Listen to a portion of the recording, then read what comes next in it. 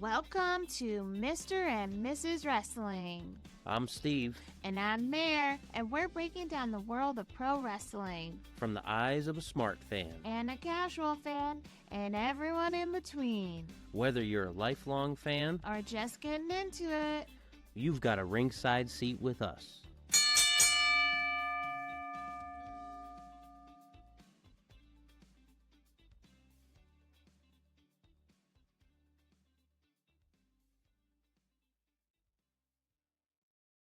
Ladies and gentlemen, welcome back to the Mr. and Mrs. Wrestling podcast, where every week we're bringing you the biggest stories from professional wrestling, from the bright lights of the major promotions to the future stars grinding it out on the independent scene. And that can only mean one thing. It's time for another edition of our Summer Indie Spotlight. One of our favorite parts of the summer is introducing you to the wrestlers who are putting in the work, chasing championships, and making names for themselves one match at a time. These are the stories you won't always hear anywhere else, and today we've got another rising star joining us. This week's guest isn't just making noise, he's carrying gold. He's the current BPW Futures Champion, a competitor who's proving that the future isn't something you wait for, it's something you take. He's confident, driven, and determined to leave his mark everywhere he steps into the ring. We're going to dive into everything from how his wrestling journey began, the sacrifices it takes to compete in the independent scene, and what it means to hold championship gold, the pressure that comes with defending it, and what's next as he continues climbing the ladder in professional wrestling. We'll mix in some fun stories, some behind the scenes moments, and maybe even find out what makes D Savage tick outside the ring. So whether you followed D Savage from day one or this is your first introduction, you're in for a great conversation with one of independent wrestling's rising stars. I'm Mr. Wrestling. And I'm Mrs. Wrestling, and this is the Mr. and Mrs. Wrestling podcast. Let's welcome the current BPW Futures Champion, D Savage, to the show. Thank you for having me. Thanks for joining us. I think that you're the greatest Futures Champion. Is that correct? That is correct. All When right, they think we about knew that it. championship, they will only think about D Savage. Awesome. First, we have to just start off saying that this is not D Savage's first rodeo with us. There is an unaired interview that will probably never come out. But he's incredible. It's been about a year since we've met with him. His career has only gone up from the last time that we've seen him. We're super fans here in the Mr. and Mrs. Wrestling Pod fam. So thank you so much for joining us. We're so happy you're here. Um, for the listeners that may not have heard of you or know who you are, what you're about, could you give us a little breakdown of who D Savage is and what you're all about? Well, first off, my name is D Savage. I've been wrestling for about 3 years now, and my goal here is to be the greatest of all time. I don't step into that ring thinking anything less. And what I really want to do is make sure I inflict as much pain as possible and give the fans the best show that they could get. Now, when you look in the mirror today, do you see the same person who broke into professional wrestling 3 years ago? Or has this business completely changed you? Yeah, so it's a complete 180 for me. When I came in, I was about 270 pounds. And after seeing some of the top talent on the indies, I'm like, I need to get my body in shape. So, you know, I was as low as 193 in November. Like I just been dieting, following a meal plan, grinding, and just really honing in my craft. Went to actually switched up schools. Uh, Went to Battlefield Pro Wrestling where I'm getting trained by the Wild Samoans. Yeah, it's a complete 180 from where I was when I first started. You can tell, I mean, you did post a story, I think it was on Instagram this week, of a picture of you from probably early in your career, and you said never forget. And Anybody we talk to, on the independent scene locally, we're always looking for recommendations, and probably 9 times out of 10, they're like, "You gotta talk to D Savage." And I think that and also seeing your journey speaks to what a hard worker you are. You've gained so much muscle, your skill in the ring is top notch, and it's been so fun to see, and so congratulations on your journey because 'cause you've done a really good job. Well, thank you. I appreciate that. And that's a testament to how bad I want this. I pretty much eat, sleep, breathe wrestling. Um, there's not a there's not a moment in the day that it doesn't run through my mind. Like uh, there was a turning point where I thought to myself, if this is really what I want to do, the question I should be asking myself is, what I'm about to do going to help me with wrestling? If it is, do it. If it's not, it's probably not worth my time. Yeah. So what was that moment that you were like, "This is what I wanna do with my life. Wrestling is it for me." So it kind of just started really in the backyard, just doing it with some friends. And, it's no secret, I'm a little older than most. I'm 34 now, and I've been doing it for 3 years. And I have such a late start to the game, but also, as you develop and mature as an adult, I also feel that that gives me a different type of edge over the rest because a younger guy might not take it as serious because sure they think they have time, whereas I know I don't. My window is much smaller, so I am working that much harder to make that a reality.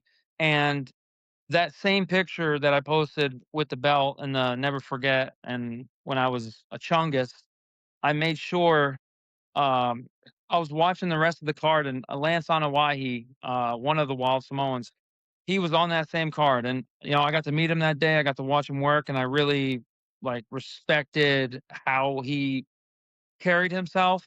And then that was kind of the turning point for me. And then shortly after that, I went right to the Wild Samoans training school. So getting to train, in a legend with a legendary family like the Wild Samoans, how do you think that's impacted you and helped you, being a late bloomer like you were stating that you are? So with my shoot job, I was in charge of many people over about a 10-year span. So I had leadership experience. And then coming into a role where I knew I was the trainee, where I was a subordinate, and I knew what it was being asked of me. I knew I had to execute because I wanted my guys to execute when I needed them to. So it was really a smooth transition for me because one, I wanted this so bad.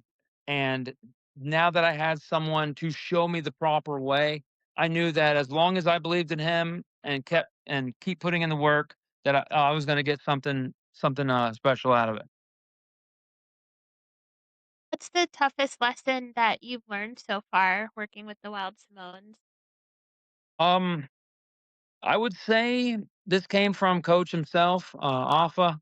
He told me it's not always the hardest worker in the room that gets rewarded. And, some people hear that and they might get discouraged. And I'll tell you, like, it is very discouraging because you can be the hardest guy and, you'll get, passed up for what they need, not necessarily what they want.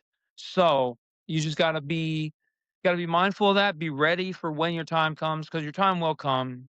You just have to be ready and stay ready. If you stay ready, you don't have to get ready. So you just got to keep your head in the game. So you're the current reigning defending greatest of all time BPW Futures Champion. Does carrying a championship change your mindset or, you know, can it, almost get to your head a little bit that a company has such faith in you? Or does it just show that you were right all along in the decisions you made? So it's a twofold for me because I appreciate the faith that they have, but they would not have that if I didn't have the skill that I do. So they should also be thankful in the same breath as I am thankful. And to carry the championship, the futures championship has been an honor because the guys before me, Malik Delvante, Rico Gold, those guys held that championship with high prestige. They made that championship seem like the biggest deal every single night they defended it. And that's exactly what I've done, but I'm just taking it to an entire another level. And when it is all said and done, the only name they're going to remember that was future champion will be D Savage. Believe it. You talked about it on a promo recently about being the greatest futures champ of all time, and it was definitely something to hear. You don't want to miss it. I think we shared it. I'm not sure, but yes, definitely. I think that people see D Savage as the greatest of all time. We did watch an incredible match that you had recently at Thundercade with Surge. I think you guys are two incredible talents. You cashed in your legacy championship for the shot at the PA Grand Championship. It didn't turn out your way, but how difficult was it walking away knowing that that opportunity just, slipped through your fingers? It's it was one of the hardest things that I've had to do in the ring. Because first off, to be honest, with me and Serge's history as best friends, we came into this business together, we trained together, we traveled together. It was hard because I didn't want to necessarily jump him by taking it from him in terms of our friendship. I didn't want to ruin it. But the outside noise was getting so big that when is Savage going to cash in? I never had the intent to cash in when I won the championship. The only thing I wanted to do was prove that I was going to be the greatest legacy champion of all time. I don't know if that's just my shtick or not, but that is my goal, to be the greatest champion of all time, whatever championship I hold. So, but the outside noise just kept getting to me, and everyone kept asking me, when are you going to cash in? When are you going to challenge your best friend for the grand championship? And I just had enough of it, and then we had to find out. Uh, who was the better man, and at Thundercade, Surge was the better man that night. It was a great match. I love that match. Babe, did you get to see that one?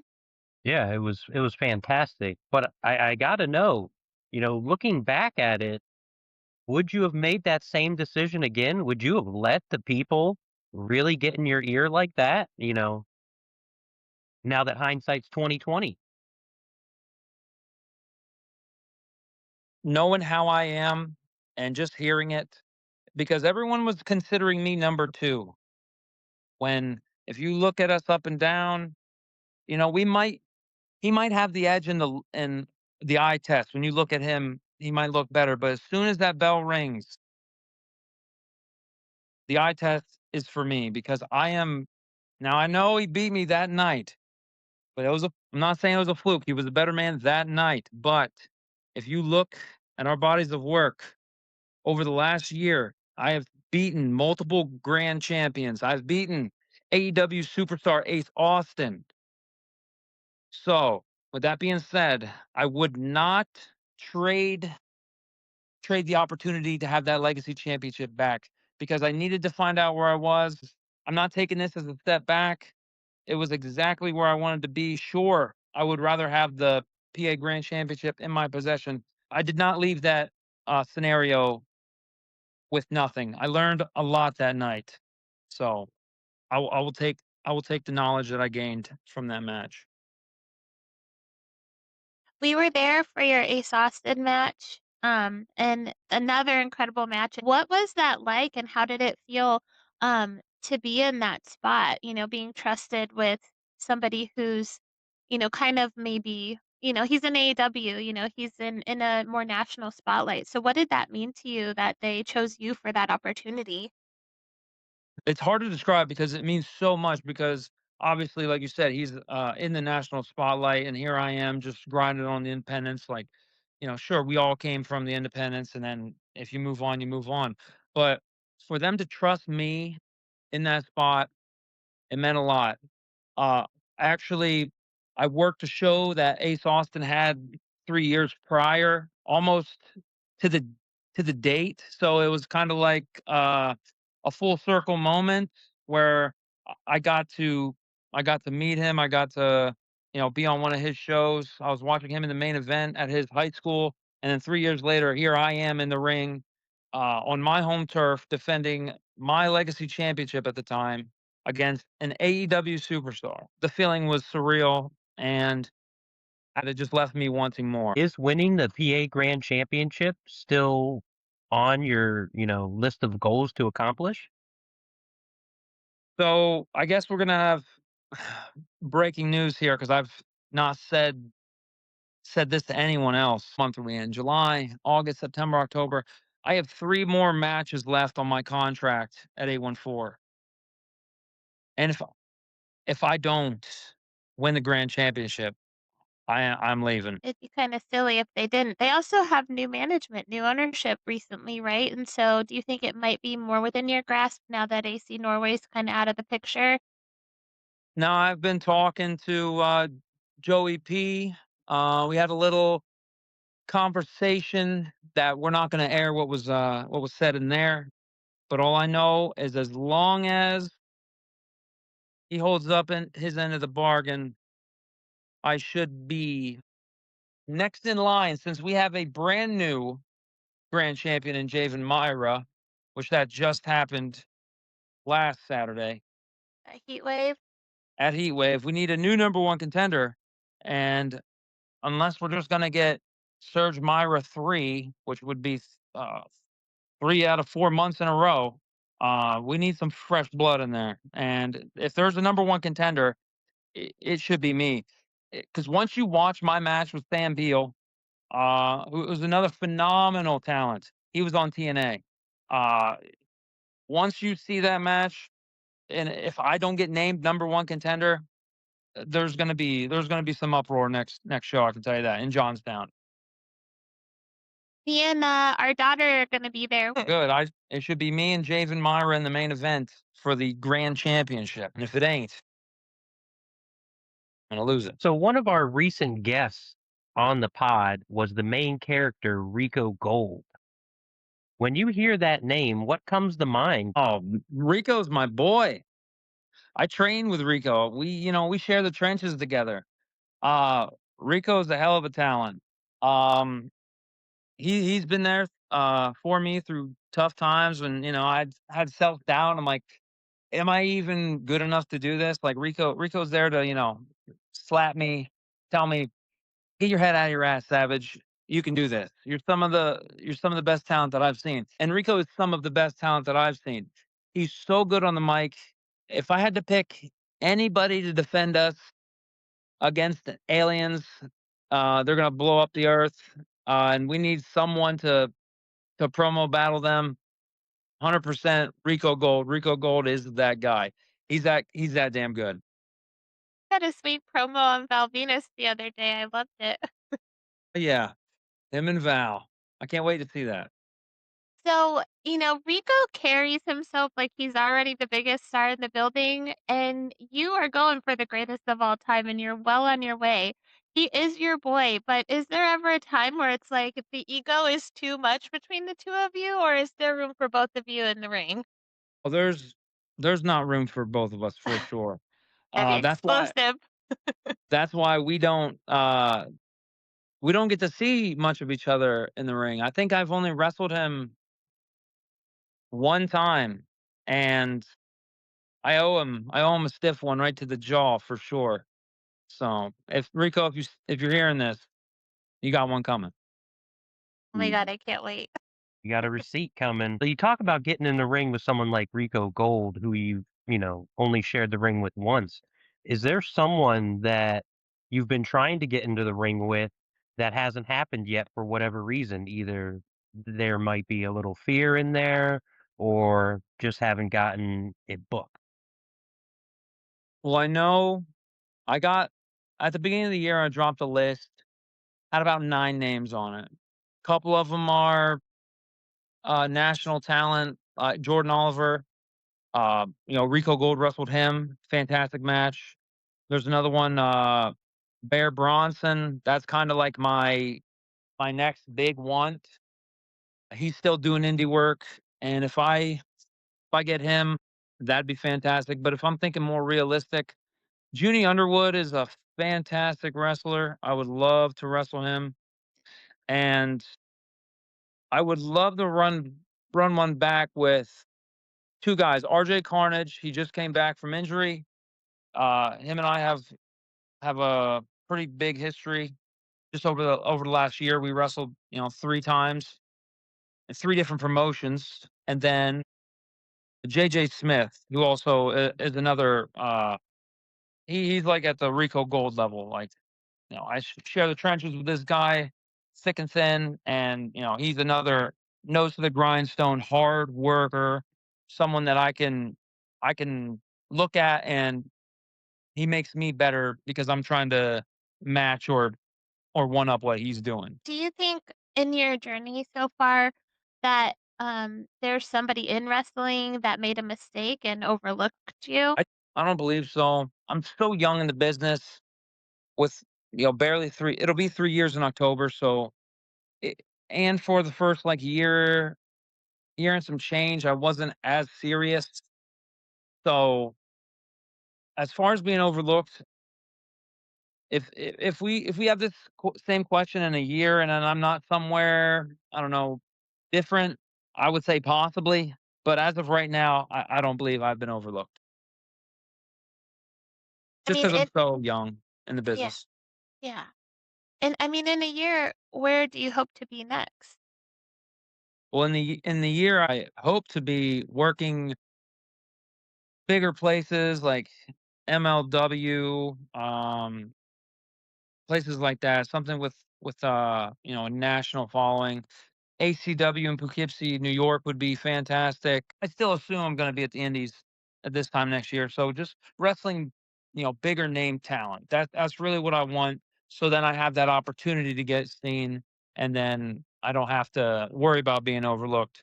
Um, my last 2 matches were GKM. He wrestles at ACW in Poughkeepsie, New York, and Sam Beal, who was on TNA. So I'm getting these named guys who are very good talents, and I'm having excellent matches with them. So all I got to do is just keep that up, and I know it's something's going to fall into place for me.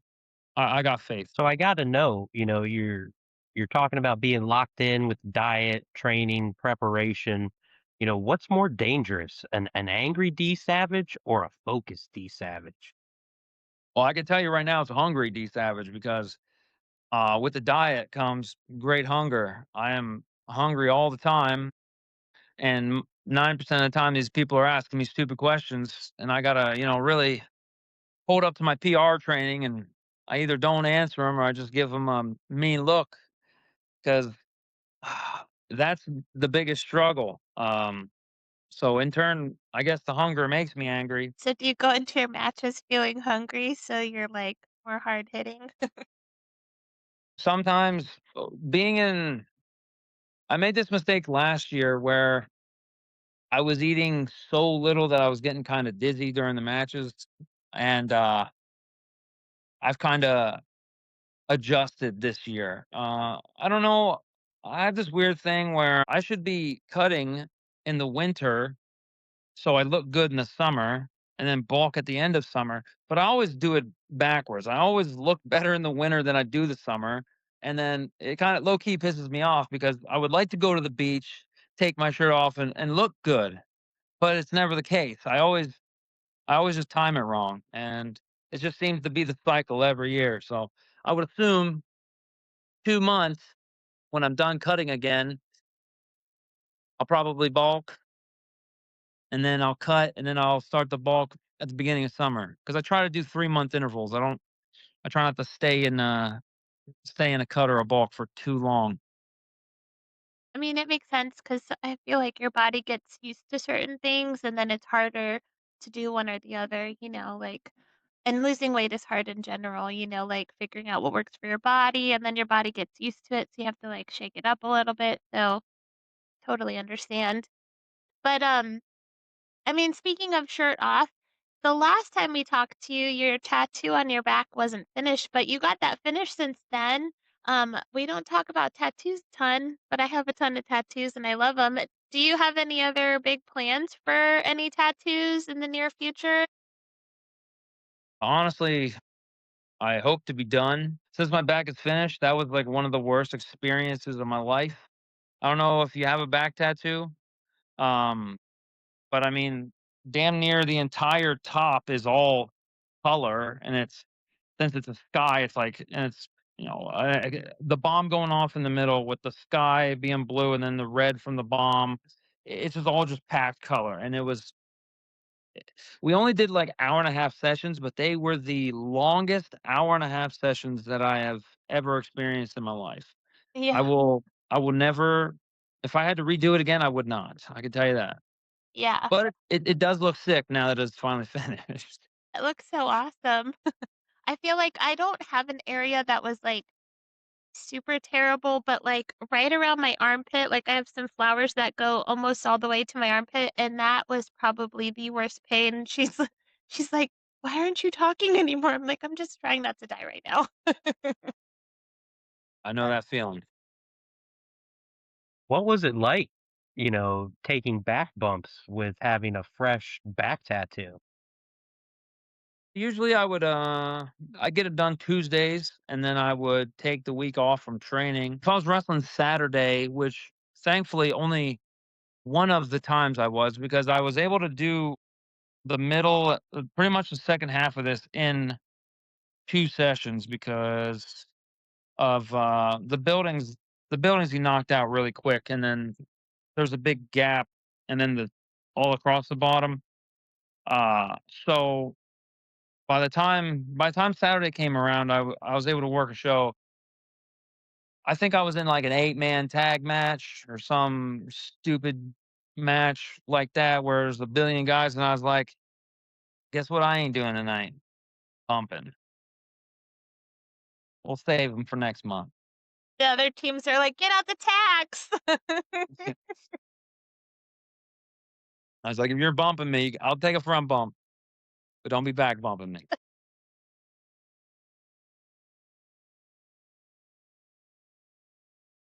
You mentioned wanting to get bigger named opponents, working for some companies uh, on a more, higher level. Is there one particular accomplishment you refuse to let go, you know, before you ever want to hang up those boots? It's hard because I try to be as realistic as possible. Um, the goal is to make it to TV at least once, get one match, and I could die on the hill of saying, "Hey, I did this. I made it to TV. What have you done?" So if I don't make it to TV, I told this to Ace Austin the night I wrestled him. I said, "If this is the biggest thing I do in wrestling, I could live with this." So, because I honestly didn't see that happening. Because obviously we all dream, but until it's really right there in front of you, and in wrestling, things change. Snap of a finger, flick of a light switch. Your opponent could be Triple H, and then next it's uh, Joe Schmo from down the road. So nothing is guaranteed in wrestling, and I don't believe anything until I'm through that curtain and then they're through the curtain, because then it's real. Once once we're in that ring, it's real. But until it actually happens, there's so much could go wrong. Guys' flights, guys' cars break down, and that's the scariest thing because that was the only thing I was worried about. I'm like, please show up. I Yeah, need I need something to show.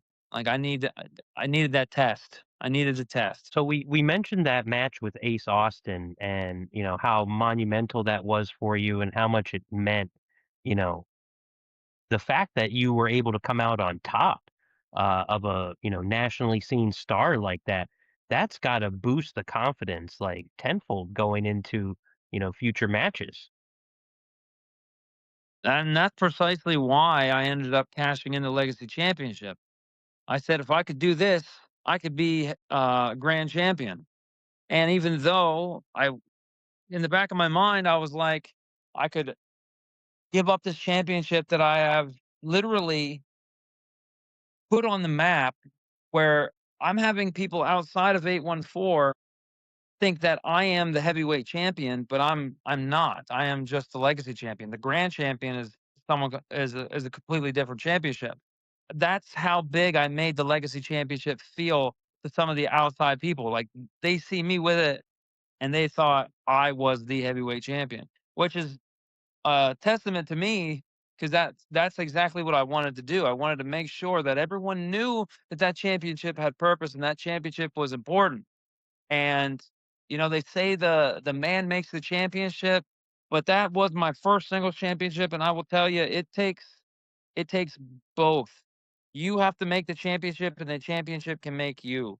I 100% believe that now because that championship changed my mindset, and it changed exactly how I prepare and I come into all my matches because I was coming in before I don't know, nonchalantly and, sure, I had a chip on my shoulder, but was that just my ego or what? But once I won that championship at Thundercade in 2025 from Luke Lee, now I knew the pressure was on. Now I knew I had to perform and I had to go out there and make sure that everyone noticed me. Now, is being champion about proving you're the best or proving to everyone else they underestimated you?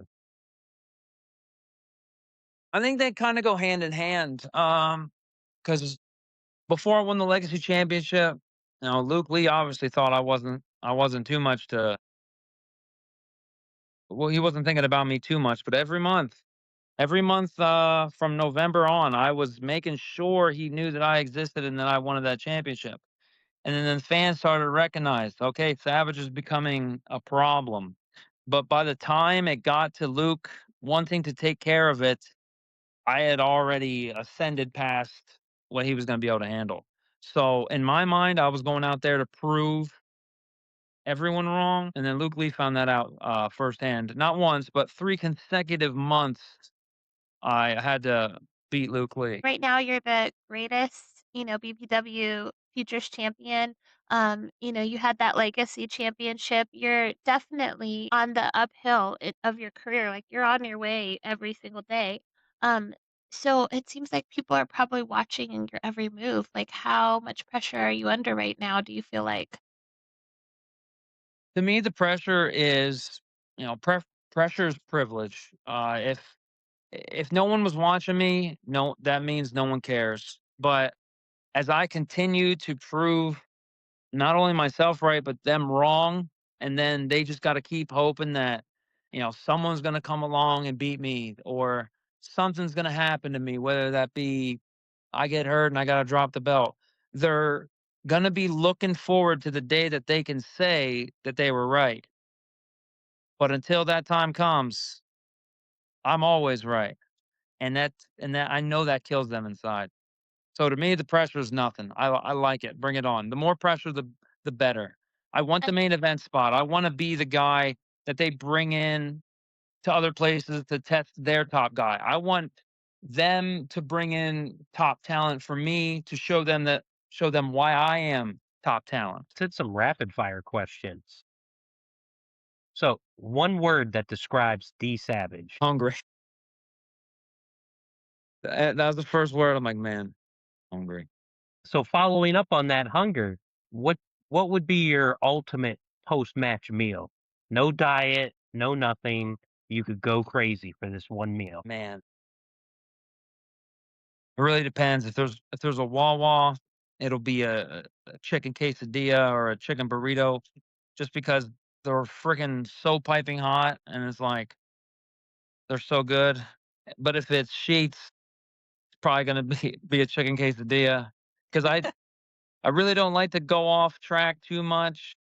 So because the more I slip up, the less further ahead I get. I can't be setting myself back too far. So I try to stay away from them. If I'm eating something sweet, I'll have a Reese's cup. I'll have 200 calories of Reese's cups and, I'll try to call it there. Who's the hardest hitter you've shared the ring with? Ah, I think there's been a couple times where I've been rocked and I'm like, bro, you're getting one back. I would say Surge. Surge is probably one of the hardest hitters because he has the same mindset that I do. We like that strong style, um, and I want everything to look and sound good and crisp. So, as long as you're throwing it safe, you can hit me as hard as you want.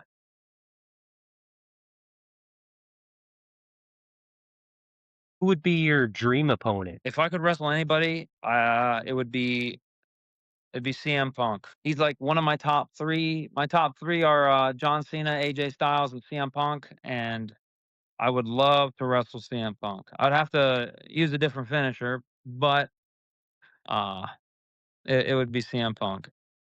You hit 2 go to sleeps at your last match. I think you posted a video about that. Yeah, Sam Beal, he took 2 of them. That Actually, he took 3 really. He kicked out of the first one, so I made sure, he wasn't kicking out of 2 of them. you're like, "I'm gonna euthanize this guy. I'm gonna put him to sleep permanently." Yeah, he was one of my toughest matchups. He was so fast and he was so strong. And the more surprising thing was how fast he was for being how big and strong he was. So, testament to Sam Beal. He's got it going on. Do another one because 'cause I'm the one that talks too much, but is there one wrestler that does talk too much? Man, there is, and I don't even want to say his name. There's a guy by by Logie P. It just kills me inside that I'm saying his name. But he talks way too much, and he never says anything of value. I've never heard a guy say so much and so little at the same time. So it had to be Logie P. Is there one wrestler who deserves more attention, whether that's, for the work they've done, the work they're doing, or the training that they're putting in that you may see on a regular basis? Definitely a guy named JJ Smith. I train with him and work with him out of Battlefield Pro Wrestling. He just lost his North American Championship to Malik Delvante. He's another one who deserves more recognition. There's a lot of guys out there that deserve recognition, but JJ Smith, he's one of the hardest workers that I've ever met. And I admire that so much about him because even when times are tough, he just kept his head down and kept grinding. And I can really appreciate that. And that's the type of presence that I need because I see that and I know that I have to try to keep up with that. And I appreciate that because I need someone to push me like like he was pushed before him. What's one thing that fans still don't understand about D Savage? That it doesn't matter how loud they boo, I'm still gonna be the best wrestler they see that night. True. D, where can everyone find you on social media and what upcoming shows should they make sure they don't miss? So on Instagram, my handle is the_D Savage. And then you can also find me on Facebook, D Savage. They're kind of like interlinked. My link tree uh make you find your way through there. I'm not too tech savvy like that, so all I know is I needed to make sure my pro wrestling tees link was in there so I could try to sell some merch. That's awesome. So we can find your merch on Pro Wrestling Tees and as well as at shows, right? Correct. Yes, I usually have stuff with me and you can buy them on prowrestlingtees.com. I have the new design, the Wendigo mask design, which is a green, silver, and black shirt with a green and silver logo, and then I have the older uh gold and purple wolf that is on my current gear. And once my new gear comes in, the new shirt will make sense. Okay, that's awesome. I did see it on Facebook. It looks awesome. Savage, thank you so much for joining us today. We appreciate you taking the time to share your journey, your mindset, and what it takes to compete at a high level on the independent wrestling scene. It's always great getting to know the person behind the character, and we can't wait to see what's next for you. Whether you've been following D Savage from the beginning or you're just discovering him today, keep your eyes on the greatest BPW Futures Champion ever. We have a feeling this is only the beginning of something special. Be sure to support D Savage everywhere you can: Facebook, Instagram, Pro Wrestling Tees, check out that merch. Follow him. Check out his upcoming appearances. Grab some merch if it's available. Get it while it's hot and support independent wrestling. And while you're at it, don't forget to follow the Mr. and Mrs. Wrestling podcast on all of our social media platforms and subscribe on YouTube, Spotify, and Apple Podcasts. Every like, follow, comment, share, and 5-star review helps us continue spotlighting incredible talent from across professional wrestling. Our summer indie spotlight rolls on with more rising stars, more unforgettable stories, and more exclusive interviews you won't find anywhere else. Mr. Wrestling, For Mrs. Wrestling, we'll catch you next time on the Mr. and Mrs. Wrestling podcast, where every match has a story and every wrestler has a journey worth telling. Ladies and gentlemen, this is D Savage, and I'm here to tell you you should be listening to the Mr. and Mrs. Wrestling podcast. And if you're not, what are you doing with your life? Because you should be so lucky to have this to listen to, because pretty soon luck runs out. All right, guys, before we jump back into the show, I got to tell you about something that's near and dear to my heart, and that's looking like $1 million without spending $1 million. if you're listening to the Mr. and Mrs. Wrestling podcast, you're already a top tier wrestling fan. You care about the history, you care about the storytelling, you care about who really won that promo battle. So why not dress like it? Over at Pro Wrestling Tees, you can grab the official Mr. and Mrs. Wrestling merch. And buddy, this isn't some fly-by-night cheap print situation. We're talking soft, comfortable tees, Clean, bold designs. the kind of shirt that works at a live show, a meetup, or your weekly pay-per-view watch party. And here's the thing. When you rock the logo, you're not just wearing a shirt, you're repping the show. You're part of the conversation, and you're part of the community. So do me a favor. Right now, open up that browser. Search Mr. and Mrs. Wrestling on Pro Wrestling Tees. Grab the shirt. Maybe grab two. One for you, one for the tag partner in your life. Support the podcast, support the brand. And look like you belong in the front row while you're doing it. All right, let's get back to the show.